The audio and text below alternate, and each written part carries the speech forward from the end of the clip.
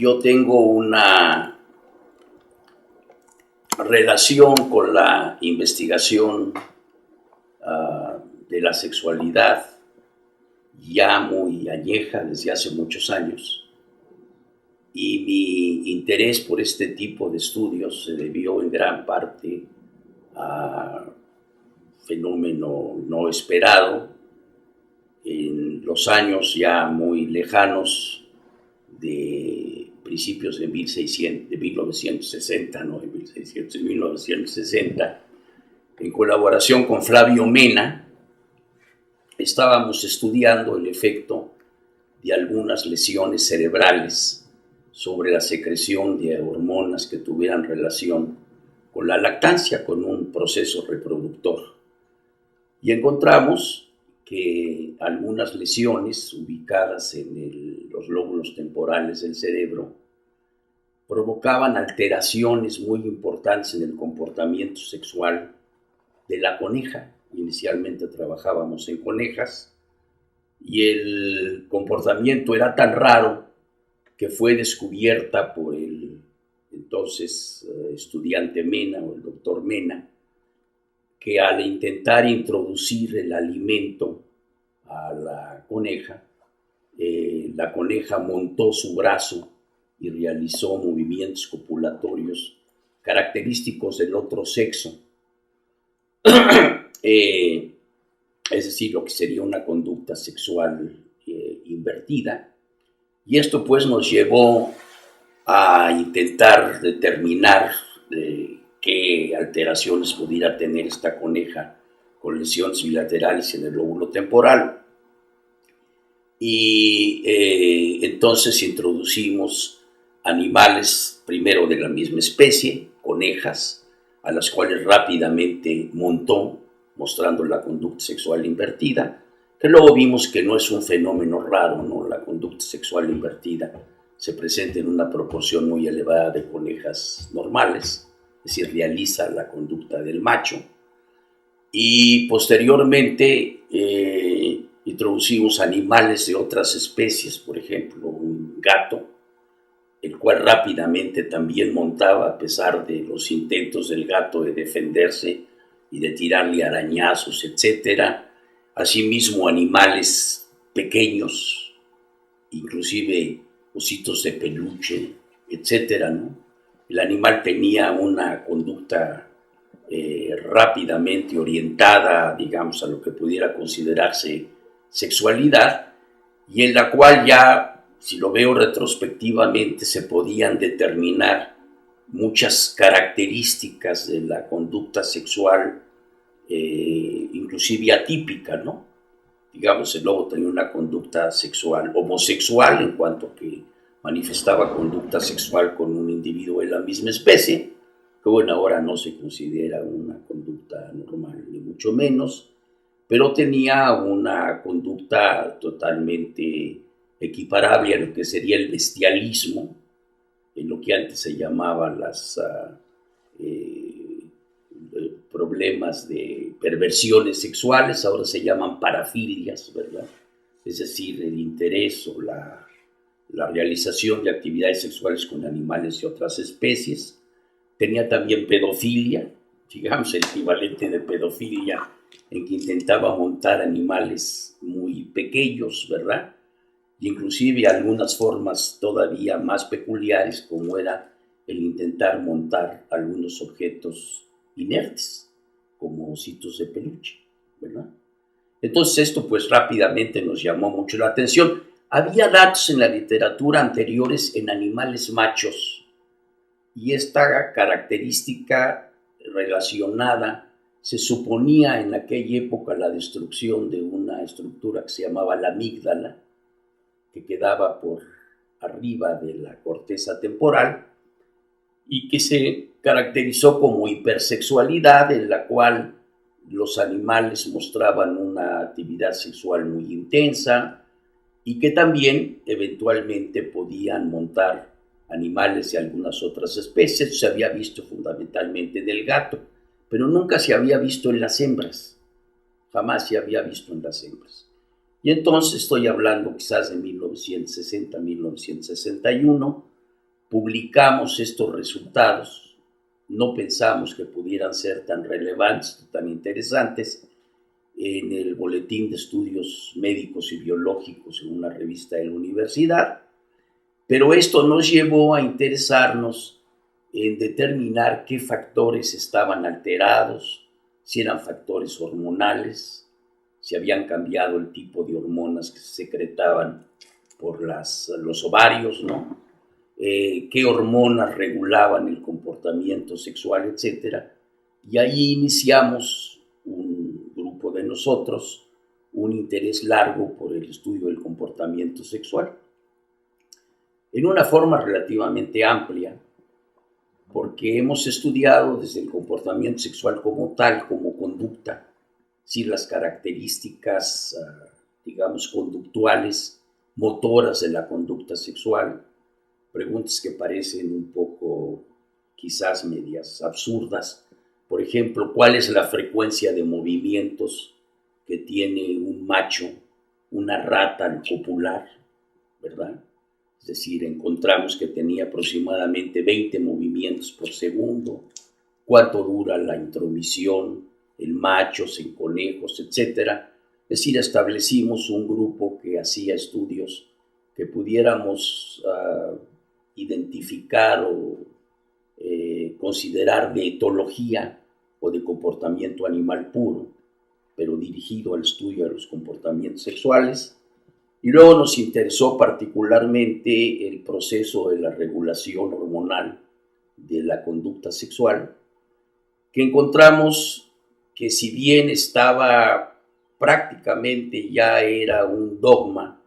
que la conducta sexual masculina dependía de la secreción de testosterona, fundamentalmente por los testículos, se puede secretar también andrógenos por la corteza suprarrenal, y que éstas actuaban en diferentes estructuras cerebrales para estimular la conducta sexual masculina, y que los estrógenos secretados por los ovarios eran los responsables de la producción de la conducta sexual femenina, encontramos que el problema era bastante más complejo y que la producción del comportamiento sexual dependía de transformaciones metabólicas en el cerebro de la testosterona y de otras hormonas. Por ejemplo, que la conducta sexual masculina fundamentalmente dependía de la conversión de una parte de la testosterona a estrógeno. Este es un proceso bioquímico que se llama la aromatización de los andrógenos, es decir, una proporción muy baja de los andrógenos del tipo de la testosterona o del tipo de la androstendiona se convierte en estrógeno. Esta proporción es menor al 1%, por decirle algo. Sin embargo, los dos compuestos, la testosterona que queda o el andrógeno que queda y el estrógeno, sinergizan para producir o facilitar el comportamiento sexual. Es decir, encontramos y propusimos la llamada teoría de la aromatización, que la facilitación del comportamiento sexual, inicialmente en varias especies de laboratorio, en la rata, en el conejo, etc., requería que la testosterona fuera aromatizada. Y por eso se le dio el nombre de la teoría de la aromatización, la cual fue ampliamente comprobada por otras personas, y más recientemente varios grupos estudiaron también el efecto del sinergismo de la interacción entre andrógenos y estrógenos para facilitar la conducta sexual en humanos, y encontraron que, como en los animales, la producción, digamos, óptima de comportamiento sexual en individuos que tuvieran problemas de expresión sexual por hipogonadismo, castración, etc., dependía de la combinación del andrógeno, digamos, testosterona o hidrotestosterona, y del estrógeno, ¿verdad? Entonces, esto nos llevó mucho a estudiar los mecanismos ya celulares a través de los cuales andrógenos y estrógenos facilitaban la conducta sexual. Y también encontramos que en el caso de la mujer es un caso interesante que aparentemente la separaba del resto de las hembras de los mamíferos, incluyendo de los primates, porque en la mujer el estrógeno, el estradiol, que es la hormona femenina más importante, no tiene una acción estimulante importante sobre el comportamiento sexual, lo cual pues sorprendía mucho. Es decir, a una mujer con deseo sexual bajo o poco interés sexual, la administración aún de grandes dosis de estrógenos no facilita el comportamiento sexual, mientras que sí lo hace la testosterona, paradójicamente la hormona sexual masculina, aunque también el ovario secreta dosis bajas de testosterona. Y se encontró también que se requería la combinación de andrógenos y estrógenos para tener una respuesta óptima en la mujer. Y en fin, dentro de las variantes que hemos estudiado en relación con el comportamiento sexual, incluyendo los mecanismos celulares de acción de varias de las hormonas que participan en la conducta sexual, no solamente estrógenos, andrógenos, sino progestinas, la progesterona, etc. Encontramos un fenómeno muy interesante en colaboración con Komisaruk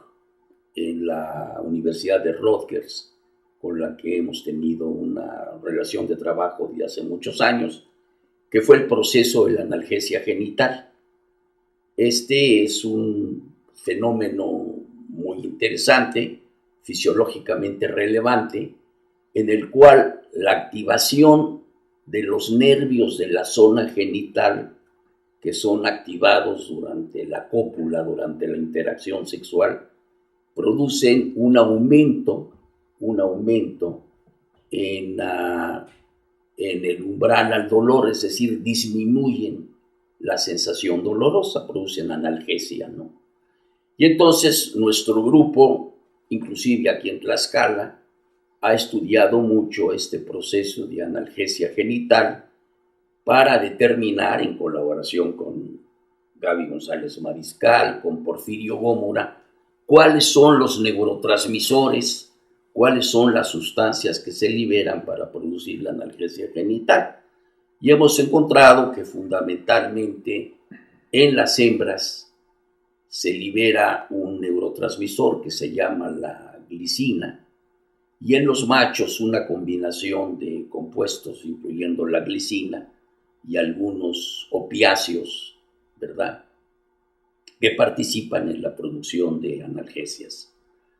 Y derivado de esto, derivado de nuestro interés, que también algunos trabajos los realizamos en colaboración con nuestros colegas en Rutgers, y buscando si la analgesia genital era un fenómeno importante también en la mujer, fue como nos llevó a estudiar en colaboración con Barry Komisaruk y Beverly Whipple procesos de la respuesta sexual humana a la estimulación genital, desde luego a la autoestimulación, incluyendo el orgasmo, ¿verdad? Sí, la estimulación genital en general produce la analgesia igual que se había reportado en animales, y en algunos casos en que las mujeres, las voluntarias que se tuvieron, no aquí, sino en Rutgers, se estimulaban hasta obtener orgasmo, se vio que la analgesia era máxima. Y esto llevó al grupo, sobre todo a Barry y a Beverly, y teniendo el recurso de técnicas de imaginología como la resonancia magnética nuclear funcional, a estudiar los cambios cerebrales que ocurren durante la activación sexual y durante el orgasmo en la mujer. Y de ahí se derivó, por ejemplo, la idea que nos propuso la prensa de Johns Hopkins University, ¿no?, de que publicáramos algunos libros sobre el orgasmo, ¿no?, sobre los mecanismos fisiológicos, la acción de las drogas, etcétera, que se incorporan pues este tipo de datos en este libro de la ciencia del orgasmo, ¿no?